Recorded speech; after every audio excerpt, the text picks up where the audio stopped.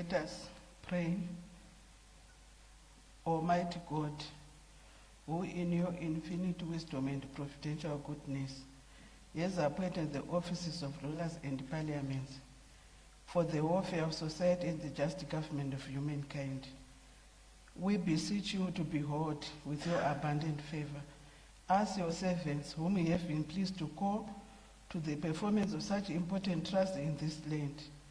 Let your blessing descend upon us here in Parliament assembled, and grant that we may, as in your presence, treat and consider all matters that shall come under our deliberation in so just and faithful a manner as to promote your honor and glory, and to advance the good of those whose interests you have committed to our charge, all which we ask in the name and for the sake of our Lord and Savior, Jesus Christ. Amen.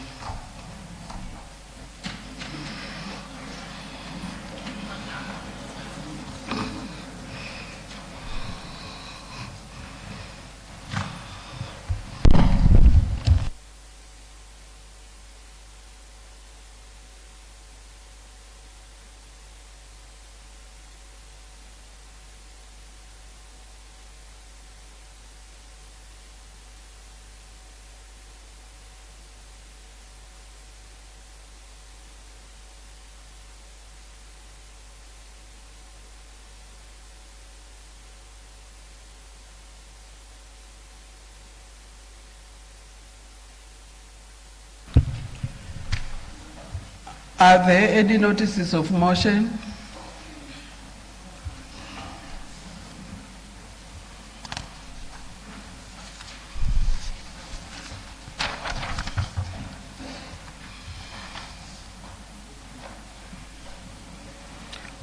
Honorable Mamombe.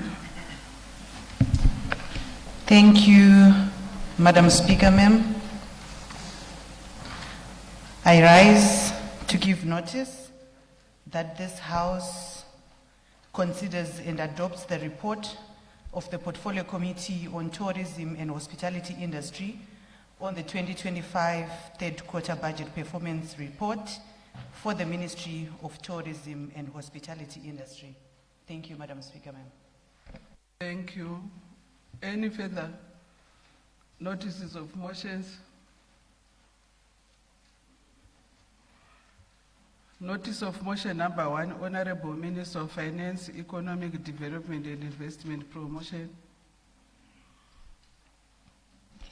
Madam Speaker, ma'am, I move that leave be granted to present the 2026 midterm budget and economic review. This is in line with the prescribed budget process calendar as outlined in the Public Finance Management General Regulations of 2019, published in Statutory Instrument 135 of 2019, as read with the Public Finance Management General Amendment Regulations, published in 2021, and the Statutory Instrument 127A of 2021. These regulations require the Minister responsible for Finance, Economic Development and Investment Promotion to provide the midterm fiscal review no later than the 31st of July. I thank you.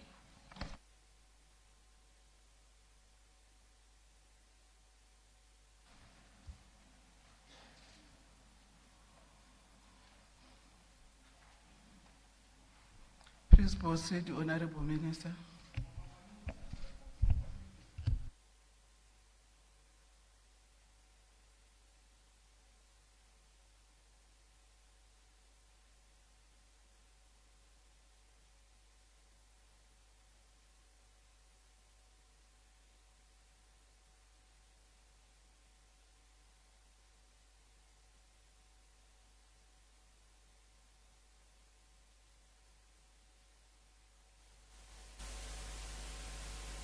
May the Honorable Minister be heard in silence, please.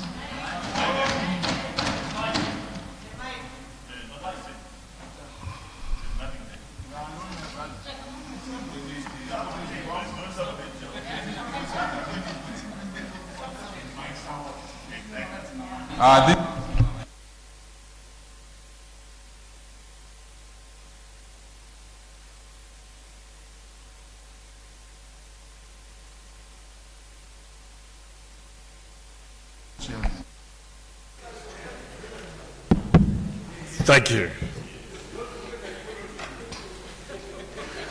Madam Speaker, ma'am, if I may start from the beginning. Today I present to you in this August House the 2026 midterm budget and economic review. The review provides an update on fiscal and economic developments during the first half of the year, as well as progress on implementation of the 2026 national budget. This is anchored on the theme, enhancing drivers of economic growth and transformation towards Vision 2030.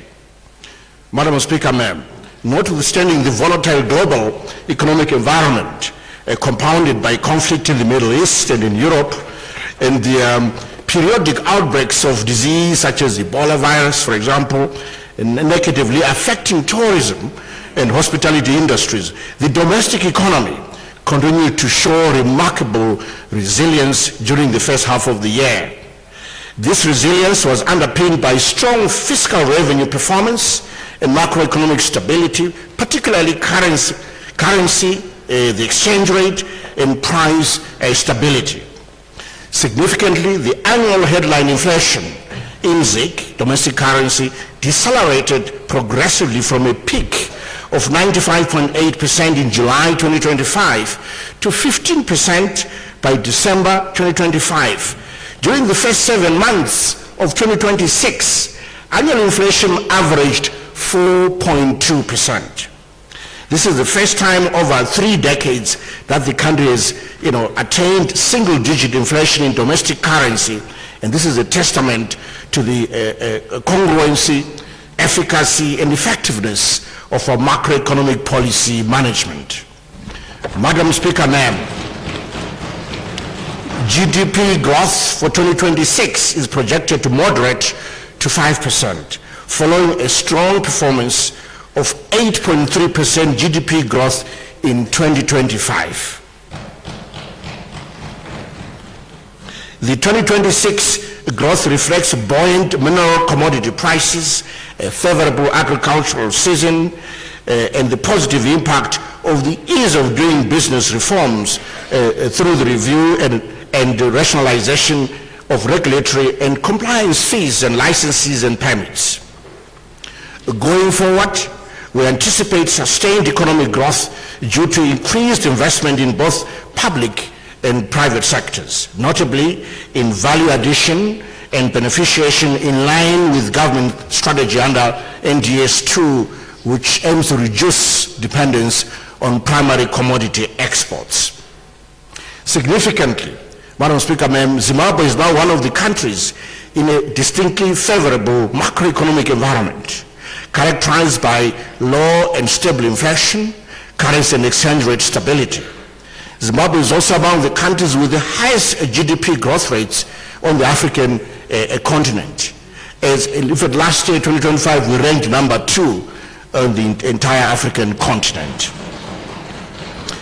As a result, the country is becoming more attractive to foreign direct investment, particularly in the mining and manufacturing sectors. This, together with engagement and re-engagement efforts, enable the country to make international diplomatic gains, leading to the election of Zimbabwe as a non-permanent member of the United Nations Security Council, UNSC, in June 2026. And we've also just been accepted as a member of the new Development Bank or BRICS Bank this month, July 2026. Let me turn to the issue of budget transparency and effective management of the budgetary process, Madam Speaker, ma'am. The country has sustained progress on enhancing budget transparency, remaining among the top performers in sub-Saharan Africa. Among regional peers, the country ranks 3rd in sub-Saharan Africa after South Africa and Benin. These are the only 3 countries, which is South Africa, Benin, and Zimbabwe, in Africa that meet the global minimum standards score benchmark of 61 out of 100. On the screen, Madam Speaker, ma'am, I've got some slides which I'll be running. Show please slide 2 and 3. Then slide, the next slide, 3. I think someone can hear me, all right. Anyway, we will see the ranking of the various countries under slide 3, which is the next slide. And Madam Speaker, ma'am, we also congratulate Parliament for its role in shaping this budget. That is also taken into account when this survey is done. Let me turn, Madam Speaker, ma'am, to the global economy. Turning to the global economy, the IMF, through the World Economic Outlook, in July 2026, revised downwards the world economic growth projection of 2026. This is from an initial estimates of 3.3% down to 3%. The revision was on account of increasing global risks. On the next slide, we will see the various growth rates for various countries. You will see on that slide that overall growth is 3% for the globe, for the world, but we still have star performers. India, as a major economy, remains on top, growing closer to 7%, followed by China, growing between 4 and 5%, and then the rest of the global economies follow there. But Africa is on average is performing at the level of China in terms of growth. Madam Speaker, ma'am, the sub-Saharan African region is also impacted, with regional growth expected to slightly moderate from 4.5% in 2025 to 4.3% in 2026. The region remains exposed to external shocks due to overdependence on commodity exports and imports, particularly for essential goods and services such as fuel and fertilizer. I now turn to domestic economic developments and outlook. Zimbabwe experienced robust economic growth in 2025, with the economy expanding by 8.3%, which was higher than the initial projection of 6.6%. This was the result of a stable macroeconomic conditions, recovery in agriculture following the drought of 2024. It was a result also of improved energy supply and strong exports growth, especially in areas such as gold. If the slides were showing, they're still not showing, I would have shown you the gold price, which currently hovers above $4,000 per ounce, but also strong performance from the base metal sector. All of these added to Zimbabwe's strong GDP growth rate of 8.3%. I see the gold price now is up there. If you have not been buying gold, you have made a big mistake. I told you to buy gold a year ago. You should have listened. In addition, foreign direct investment grew substantially to $969 million in 2025. This is up from $597 million that was recorded in 2024. This was the highest in several decades. Madam Speaker, ma'am, the high growth rate recorded in 2025 places our country among the few top African countries that recorded these high growth rates. We can see over there that the Zimbabwe growing at, I think the bottom can be seen, at 8.3%, and then Angola 3.1, Botswana minus 0.9, Eswatini 3.6. You can see Ethiopia, which was ranked number 1 at 9.2%, and others. I'll leave it at that for now. Uganda 6.7. In terms of sectors, agriculture recorded one of the highest growth rates at 27.9% in 2025 and is projected to grow at 6.9% in 2026. In 2026, the 2026 second round of crop livestock fisheries assessment report projects as a total grain output of 2.4 million metric tons. In addition, the dairy sector is also recording high growth rates. We expect this year to receive almost 167 million liters of milk. We were at 96 million in 2021. Madam Speaker, ma'am, this is a remarkable achievement. Over the last 6 years, we've become self-sufficient in milk production. Mining is one of the fastest growing sectors in Zimbabwe, growing at 10.4% in 2025. Mining growth is projected at 5.6% in 2026.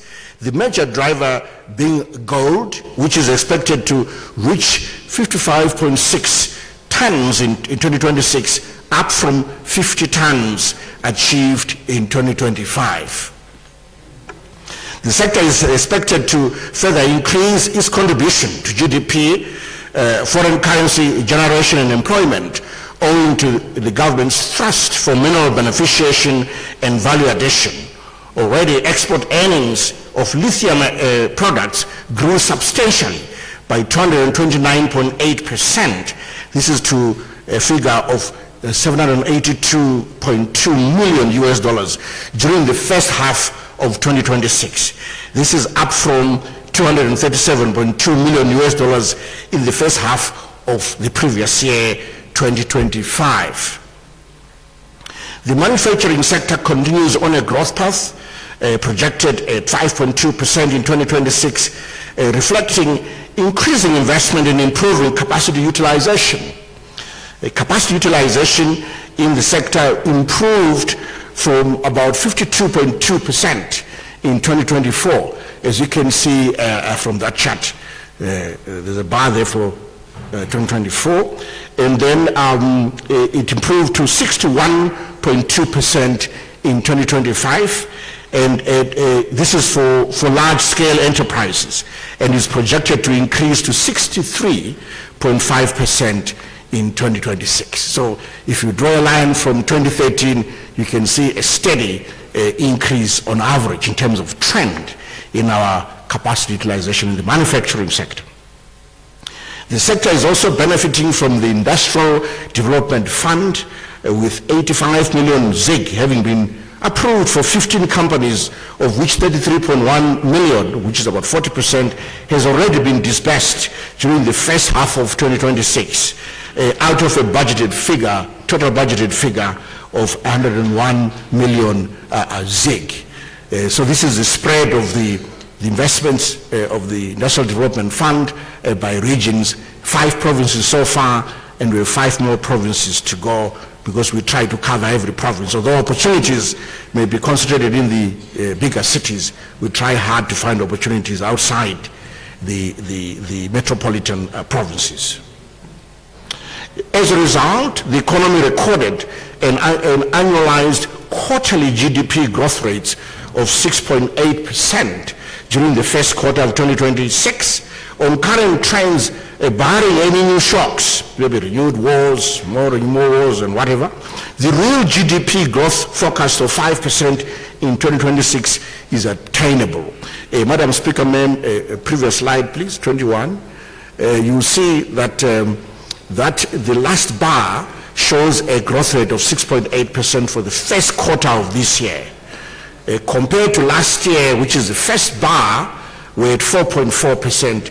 Last year we achieved a growth rate of 8.3%. So surely, if the first quarter of this year achieves 6.8, we should be able to do even better than 5% growth rate projected for the whole year of 2026. Let me turn to Vision 2030 target, Madam Speaker, ma'am, and say a few words about the gross national income per capita. Since the implementation of the National Development Strategy 1, NDS 1, gross national income per capita has grown by 84% from about $1,700 million in 2021 to about $3,200 in 2025. To achieve upper middle income status of between $4,636 and $14,375 the country requires an additional minimum per capita income of $1,400. This is between 2026 and 2030. Madam Speaker, ma'am, this is achievable. While government has made commendable progress towards the realization of Vision 2030, there is need, of course, to accelerate the implementation of strategies and policy reforms in the medium term to ensure that vision is attained. Let me turn again to inflation developments. Inflation developments during the first 6 months of 2026 reflected a stable and predictable macroeconomic environment, devoid of any inflationary pressures, anchored on prudent macroeconomic management and growing confidence in the local currency, the ZiG. As a result, month-on-month ZiG inflation remained low and stable and well below 0.5%, as that chart shows, with the notable exception of a temporary increase in April 2026 due to the effects of the Middle East war on international oil prices and subsequent increases in domestic fuel prices. Similarly, annual ZiG inflation remained firmly within the single-digit levels during the review period, averaging 4.4% between January and June 2026. In fact, Madam Speaker, ma'am, in the month of July 2026, annual ZiG inflation was 3.2%, the lowest inflation we have seen in decades. These developments show that the underlying inflationary pressures have remained contained and that inflation expectations continue to be well anchored. Let me turn to the external sector, the balance of payments situation. Madam Speaker, ma'am, despite the geopolitical tensions and the international trade disruptions, the country's external sector position has demonstrated remarkable resilience. This is evidenced by the significant increase in foreign currency receipts, which rose by 47.8% rather, to 10.7 billion for the period January to June 2026. So 10.7 billion. And this is compared to 7.3 billion that was received during the same period last year, 2025. And our projecting, Madam Speaker, ma'am, is that by year end, these foreign inflows will be at least 10 billion US dollars. Similarly, the current account registered, this is now we're netting off outflows. Similarly, the current account registered a surplus of 606.3 million US dollars during the first quarter of 2026. This is from a deficit of 22.5 million that was recorded during the same period last year. This turnaround was mainly due to resilient remittances, which continue to be a stable source of foreign currency despite global headwinds. The current account is projected to improve further, reaching a surplus of 2.6 billion by year end, reflecting stronger exports and remittances. During the first 5 months of 2026, messengers exports are estimated to have increased by 41.6% to a figure of 4.5 billion US dollars relative to the same period in 2025. Similarly, merchandise imports rose by 28.6% to 4.9 billion. This is up from 3.8 billion US dollars in the corresponding period in 2025. This is shown again in slide 30. Consequently, usable foreign reserves stood at 1.6 billion US dollars as at the end of June 2026. This is equivalent to about 1.6 months of import cover. And this goes a long way in supporting the stability of the currency, the ZiG. We can see the graph there since January 2024 trending upwards to the 1.6 billion US dollar figure. On monetary developments, Madam Speaker, ma'am, monetary stability has been maintained, with the reserve money expanding steadily at about 20%, with broad money growth expanding by 30.6%. This is from 108.1 billion ZiG that was recorded in December 2025. While the local currency component of reserve money grew by 30.4%, from 5 billion ZiG to 6.9 billion ZiG over the period, the growth is well within the reserve money targets for the second quarter of this year. The restrained growth in monetary aggregates ensures that exchange rate and inflationary pressures are contained in line with GDP growth and inflation targets. Regarding the banking sector and capital markets, as of 31 March 2026, the banking sector was comprised of 382 banking and non-bank financial institutions. The banking sector is safe and sound, with non-performing loans to total loans ratio standing at 3.64%, which is below the 5% global benchmark. So we believe really our banking sector or financial sector is sound. The aggregate banking sector loans and advances amounted to about 85 billion ZiG as at the end of June 2026.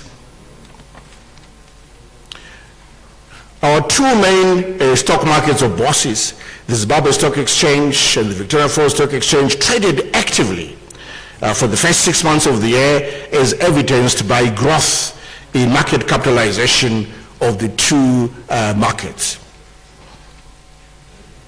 Let me turn to the 2026 national budget performance. Madam Speaker, ma'am, allow me to turn to the government finances. The improved 2026 national budget, let me take that again, the approved 2026 national budget that was approved by Parliament is anchored on projected revenues of 288 billion ZiG, or 16.9% of GDP. This is against expenditures of 290.9 billion ZiG, which is equivalent to 17.1% of GDP, and the budget deficit target was 3.2 billion ZiG, which is 0.2% of GDP. And we can see the fiscal framework for 2026. I apologize for the small letters and numbers, but yeah, there it is. In terms of budget performance, during the first 6 months, a total of 137.8 billion was collected, while expenditures amounted to 123.6 billion ZiG. This resulted in savings which went towards servicing of public debt and arrears to service providers, with arrears with debt that were to clear using that surplus or savings. The composition of collected revenue was as follows. Value-added tax remained the largest contributor to total revenue collections, accounting for 28.3%. There's a pie chart showing that. 28.3% of total revenues. This was followed by personal income tax at 16.6% of total revenues, then corporate income tax at 13.8%, and finally excise duty at 8.5%. Those were the largest top contributors. Expenditure during this period was aligned with budget expectations, with the MDAs utilizing approximately 42.5% of the allocated budget, an indication that the approved budget by Parliament remains adequate to support our planned programs and projects. We have about 3 tables over there that show the budget performance averaging 42.5% for the period. Let me say a few words about development partner support. The country is expected to receive $350 million in 2026, representing a 30% reduction from the $500 million projected for 2025. So far, during the first half of 2026, the country has received about 144.4 million US dollars. And there we show which areas have been targeted by those receipts. You can see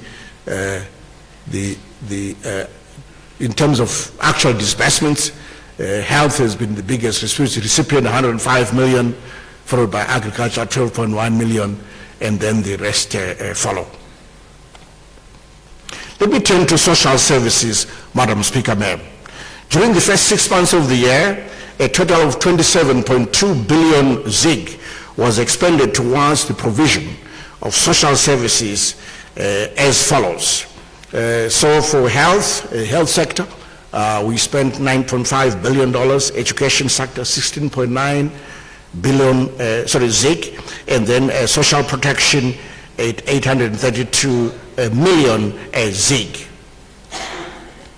During the second half of the year, government will accelerate the disbursements towards social services in line with the approved budget, and also to meet the staff monitored program social protection quantitative targets. Turning to the education sector, interventions towards the education sector during the first 6 months of the year amounted to 16.9 billion ZiG, as I've said, and we're focused on enhancing the country's human capital base from early childhood development to tertiary education. I think that is a picture of the Maheche primary school in Mat South. So we continue to support infrastructure development. In this regard, government expended 13.6 billion ZiG on primary and secondary education during the first 5 months of 2026, with the bulk of resources directed towards compensation of employees. The remainder supported tuition requirements and the provision of essential teaching and learning materials, as well as infrastructure projects in the sector. The Ministry of Higher and Tertiary Education, Innovation, Science, Technology Development spent 3.3 billion ZiG during the first 6 months of the year to advance the Education 5.0 framework, focusing on innovation, industrialization, and human capital development. What you see before you is the Bindura University of Science Education male residence that was supported. The resources also supported the provision of teaching and learning facilities, as well as decent accommodation at institutions of higher learning. Let me turn back to health. Madam Speaker, ma'am, the Ministry of Health and Child Care was allocated 28.9 billion ZiG through the 2026 national budget to fulfill government's commitments towards universal health coverage. In this regard, 9.5 billion ZiG was utilized towards compensation of employees, procurement of medical supplies and health services, as well as capital expenditure for the rehabilitation, upgrading and equipping of health infrastructure. In addition, government spent 27.3 million from the sugar tax collection towards the procurement of 2 high-energy radiotherapy cancer treatment machines, and then 2 low-energy machines for Paraneta Group of Hospitals and Pilo Central Hospital as of June 2026. And that's a picture there of the cancer machine, a sample that have been installed at Paraneta and Pilo, both high and low energy machines. And the program is expanding, Madam Speaker, ma'am, to cover other provincial hospitals so that we can improve access to cancer treatment equipment and services for our population right across the country. Let me say something about social protection. During the period January to June 2026, Treasury disbursed a total of 832 million ZiG towards programs supporting vulnerable households, children, persons with disabilities, the elderly, and other disadvantaged groups. Of this amount, 85 million ZIG went towards the BEAM program, primarily to clear some of the outstanding school fee obligations for vulnerable learners in mainstream and special schools. An additional 10 million ZIG was provided to ZIMSEC to reduce examination fee arrears.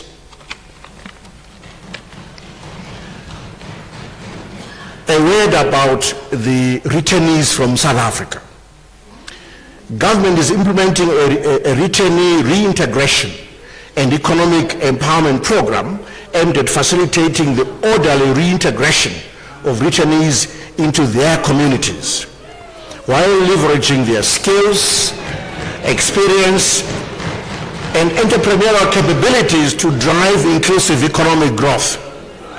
So far, government has responded by availing $4.8 million towards the humanitarian operations to facilitate the safe and dignified return of affected citizens.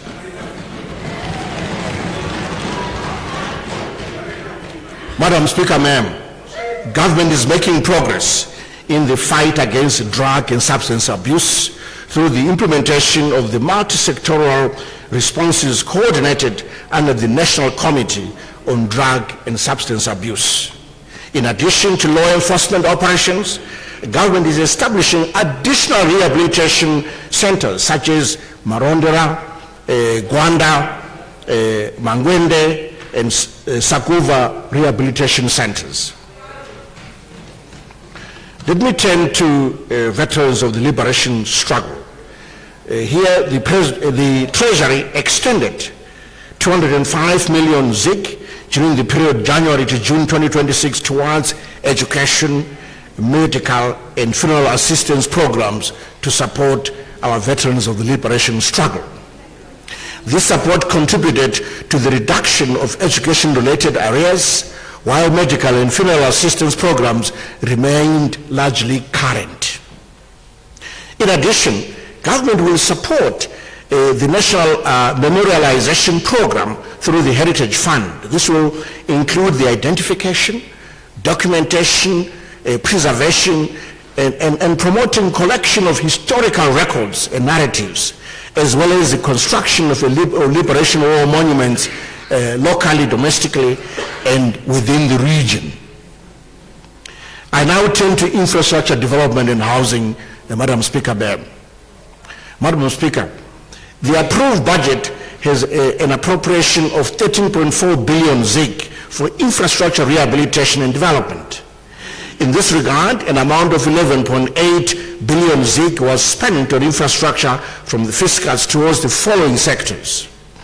There's slide 50 there. So towards transport, 3.9 billion, water and sanitation, 4.9 billion, ICT, 506.7 million, and this is in ZIG, and then health sector, 679.5 million ZIG.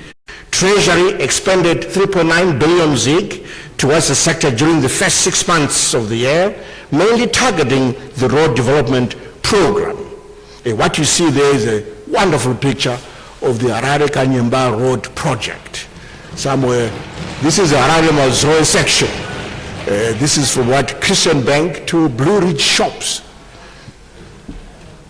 Significant progress was made on the completion of the Harare Masingo Bybridge Road, rehabilitation and widening of the Bulawa and Victoria Falls Road, with 57.2 kilometers out of the 440.4 kilometers have been opened for traffic. And this is along the Bulawa and Victoria Falls Road. Notably, progress was also realized on the implementation of the Harare Kanyemba Road project, with 18.3 kilometers of the dualized Harare Mazoe section now complete and open for traffic. And that's what we see on the picture there. Let me turn to the ICT sector, information, communication, and technology.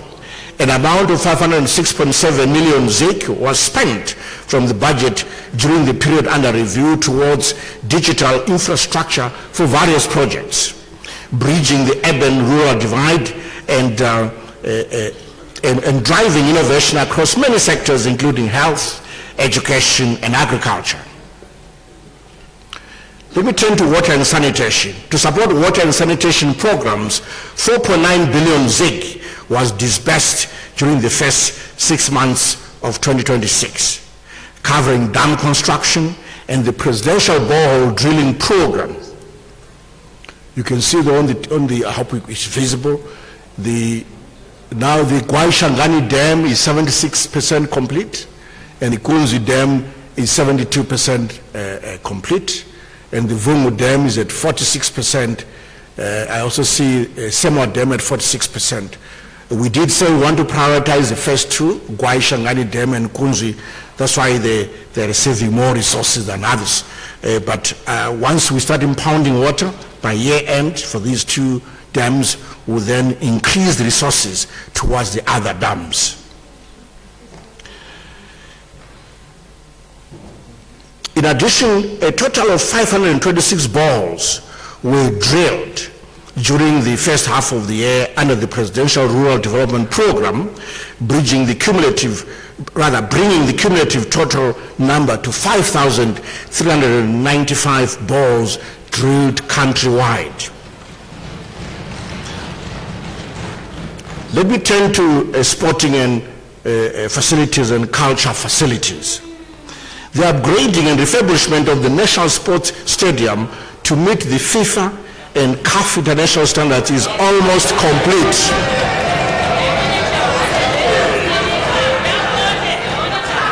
Already, a test match to assess the readiness of the National Sports Stadium inspection by FIFA and CAF was played on the 31st of May 2026. This was our PSL. Honorable Makubire, order. Makumire.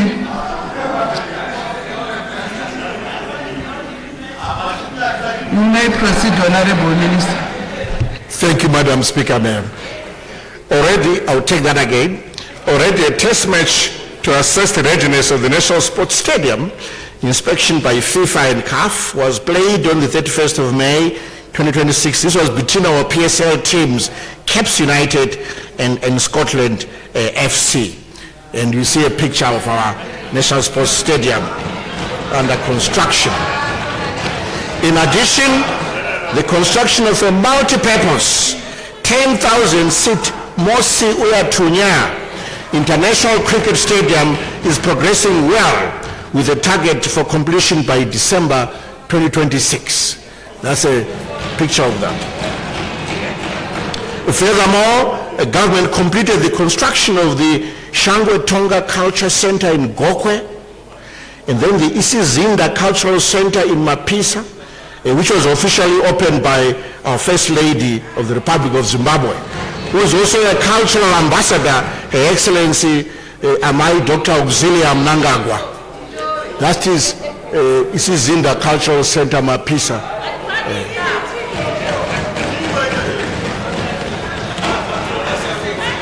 I now turn to housing development and public works, Madam Speaker, ma'am.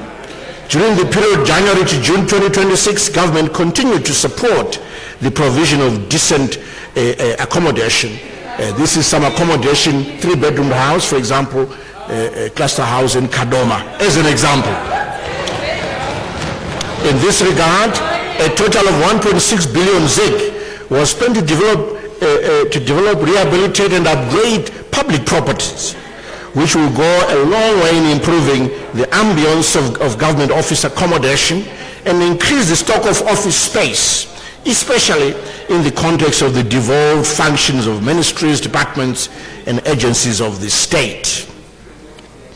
Government also made progress in the construction and upgrading of government facilities abroad. In this regard, significant progress was made on the construction of a 3-story chancery building, ambassador's official residence, as well as 3 duplex apartment blocks intended for staff accommodation in Abuja, Nigeria.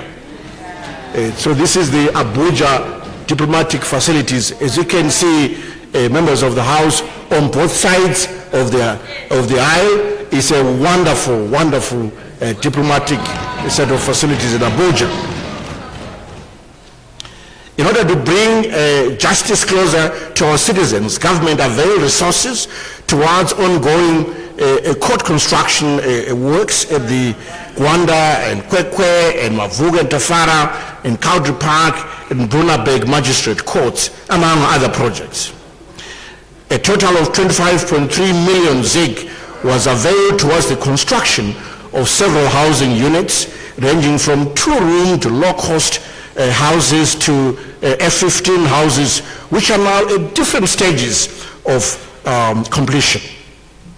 The government has disbursed 68 million ZiG in support of the construction works at Manyane Referral Hospital, which is now nearing completion.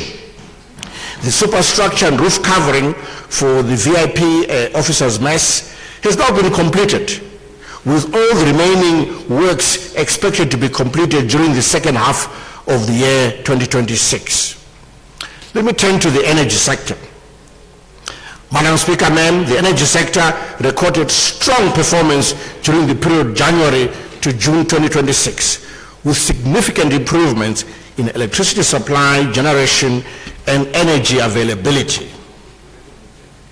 As a result, cumulative energy sent out reached 4,774.2 gigawatt hours. This is against a target of 4,430.1 gigawatt hours, representing a performance or overperformance of 7.8% above target. The improved performance resulted in a significant reduction in load shedding, with the country experiencing extended periods of uninterrupted electricity supply. In addition, the Rural Agency spent 1 minute. I might as well drink it.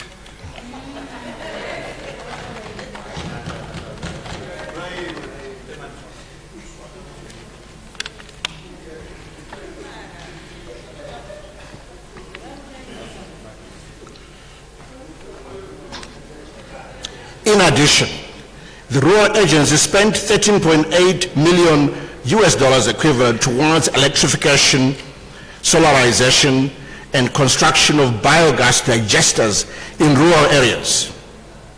This enables the completion of 264 grid energized projects across 8 provinces, benefiting 88 primary schools, 55 secondary schools, 63 rural health centers, among other projects. We can see that on slide 58, Madam Speaker, ma'am, 264 projects, and primary schools have really been well supported. In fact, all schools, frankly, and health centers have been well supported. Let me turn to our public debt situation. The level of the country's public and public guaranteed debt increased from 580.9 billion ZiG at the end of June 2026. This is from 566.8 billion ZiG at the end of December 2025. But in US dollar terms, really our debt remains flat at about 21.7 billion US dollars equivalent. Government external debt service payments amounted to $170 million during the period January to June 2026. This is towards the servicing of active loan portfolios, legacy debt, and token payments to our creditors. In addition, domestic debt service payments totaled 15.3 billion ZiG. Treasury also mobilized 6.7 billion ZiG through treasury bills and domestic loans. I now turn to the outlook to year end, Madam Speaker, ma'am. The performance of the budget during the first half of 2026 has been within the approved targets, with budget utilization at around 42.5%. This reassures us that the current approved budget remains adequate to cover planned programs and projects through, right through up to the end of the year without the need for any supplementary budgets. Though the domestic economy faced challenges such as the Middle East war, which led to some deferment of fuel taxes and revenue losses exceeding $74 million, government is prepared to make strategic adjustments where needed, including realigning expenditures in preparation for the forthcoming drought season. Let me say a few words about the preparations for the 2026-27 farming season, Madam Speaker, ma'am. Madam Speaker, preparations for the 2026-27 agricultural season are already underway following government approval of the 2026-27 summer crops, horticulture, fisheries, and livestock production plan by Cabinet. In response to the expected El Nino conditions during the forthcoming season, government has adopted a comprehensive preparedness framework aimed at safeguarding agricultural production, food security, and rural livelihoods. The framework will be anchored on the following 6 strategic pillars. 1, enhance strategic grain reserves. 2, accelerated climate smart production.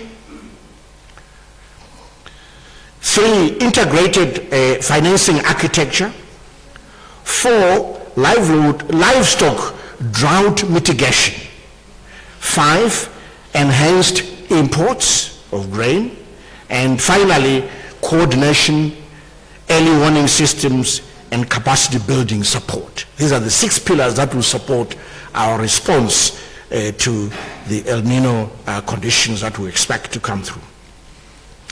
An update on the staff monitored program implementation, Madam Speaker. Madam Speaker, before I conclude, as you may be aware, government and the IMF signed off a 10-month staff monitored program, SMP, in April 2026, and I'm pleased to report that as of the latest assessment, we have met all, but except one of the SMP quantitative targets during the first quarter review.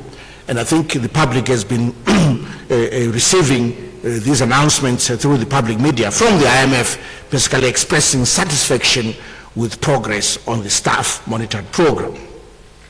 Going forward, the government is making progress towards meeting the end June and end September quantitative and structural benchmarks. This process is very critical in our endeavor to address our debt overhang situation, paving way for access to concessionary funding on the international market. Programs, including support for vulnerable groups and households and enhanced access to essential social services, thereby promoting inclusive and equitable development. As we move into the second half of the year, I'm confident that we will galvanize the collective energies of all Zimbabweans towards the realization of Vision 2030, which is towards a prosperous and empowered upper middle income society by 2030. Madam Speaker, ma'am, I now commend this 2026 midterm budget and economic review to this august House in compliance with the law, and it is accompanied by the following documents: the 2026 midterm budget and economic review statement, the 2027 budget strategy paper, the 2026 midterm budget and economic review statement, what we call the citizens document, the 2025 public debt bulletin, a report to Parliament on public debt, and finally a booklet which is our second edition on the Zimbabwe structured dialogue platform and arrears clearance and debt resolution process. I thank you, Tinotenda Siabonga Twalumbwa.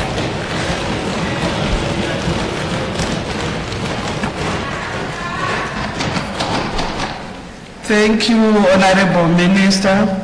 The question before the House is a motion by the Honorable Minister of Finance, Economic Development and Investment Promotion, that this House takes note of the 2026 mid-term budget and economic review and the 2027 budget strategy paper. Is there any debate? Yes, there's debate. There's debate. Yeah, there's debate. Order. I recognize the Deputy Chief Whip. But you said is there debate? Madam Speaker, ma'am, good afternoon. Good afternoon. I move that the House do now adjourn.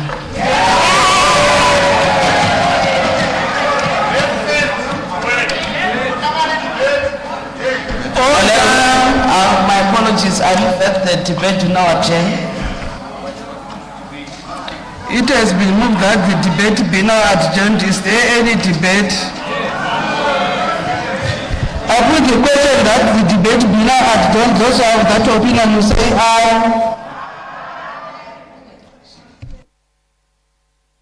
Who seconds? I second, Madam Speaker. I put the question that the debate be now adjourned. Those who have of that opinion will say aye. Those of the contrary opinion will say no. I think the ayes have it. The ayes have it. The question is accordingly affirmed, and the debate is adjourned to what day, Honorable Deputy Chief? To the 18th of August. Thank you. Madam Speaker, ma'am, I move that the 18th of August. I move that the House do now adjourn. It has been moved that the House do now adjourn. Is there any debate? I second, Madam Speaker.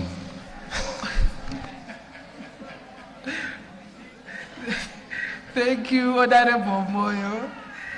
It has been moved that the House do not adjourn. Is there any debate? I put the question that the House do not adjourn. Those of that opinion will say aye. Aye. Those of the contrary opinion will say no. I think the ayes have it. The ayes have it. The question is accordingly affirmed, and the House is adjourned to what day, Honorable Deputy Chief? To the 18th of August, Madam Speaker, ma'am. Thank you. The House is adjourned.